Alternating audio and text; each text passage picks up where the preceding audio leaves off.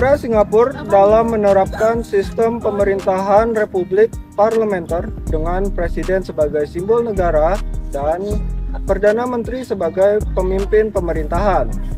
Peran presiden lebih bersifat seremonial, namun memiliki kekuasaan eksekutif tertentu, seperti pengangkatan Perdana Menteri dan pengawasan terhadap cadangan keuangan nasional.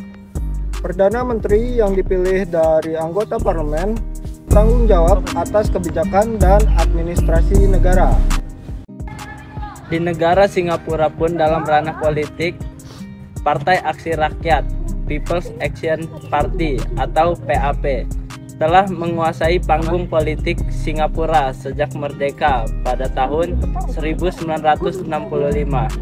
PAP secara konsisten memenangkan mayoritas kursi di parlemen dan melanjutkan dominasinya dalam setiap pemilihan umum. Kestabilan politik Singapura terkenal dengan sedikit perubahan signifikan dalam pemerintah sejak kemerdekaannya.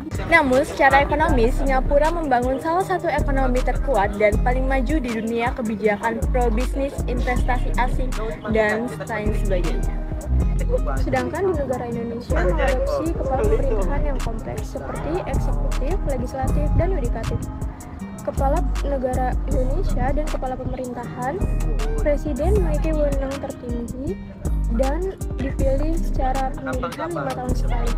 Legislatif terdiri dari dua, yaitu DPR dipilih secara langsung oleh rakyat dan DPD memiliki kepentingan regional. Di negara Indonesia pun di dalam ranah politik, Indonesia menganut sistem politik multipartai, di mana partai-partai politik berperan aktif dalam proses politik. Peran partai politik sangat penting dalam menentukan kebijakan dan mengatur politik baik di tingkat nasional maupun lokal. Indonesia cenderung mengalami lebih banyak perubahan pemerintahan dibandingkan dengan Singapura dengan pemilihan umum yang diadakan secara teratur setiap 5 tahun. Indonesia juga memiliki keragaman budaya, bahasa, dan agama yang sangat besar di antara populasi yang luas dan beragam. Struktur federalisme memungkinkan adanya otonomi daerah yang luas yang berpengaruh pada proses pembuatan keputusan dan kebijakan di tingkat regional. Selanjutnya yang ketujuh, jadi perbandingan dua negara tersebut, Singapura menunjukkan cenderungnya memiliki sistem pemerintahan yang lebih stabil dan terpusat dengan dominasi politik oleh suatu partai.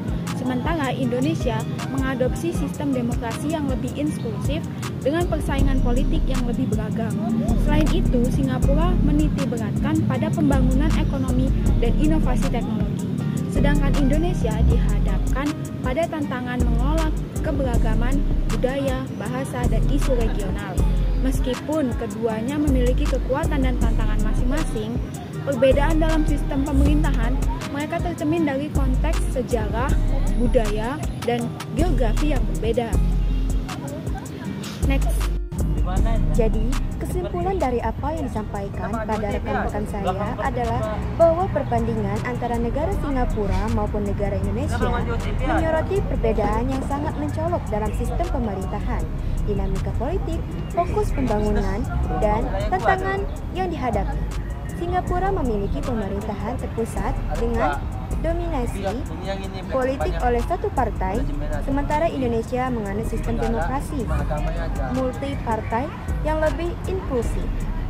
Negara Singapura menitik beratkan pada pembangunan ekonomi dan inovasi teknologi, sedangkan Indonesia dihadapkan pada tantangan mengelola keragaman Indonesia, bahasa, dan isu regional sambil juga memperhatikan pembangunan ekonomi.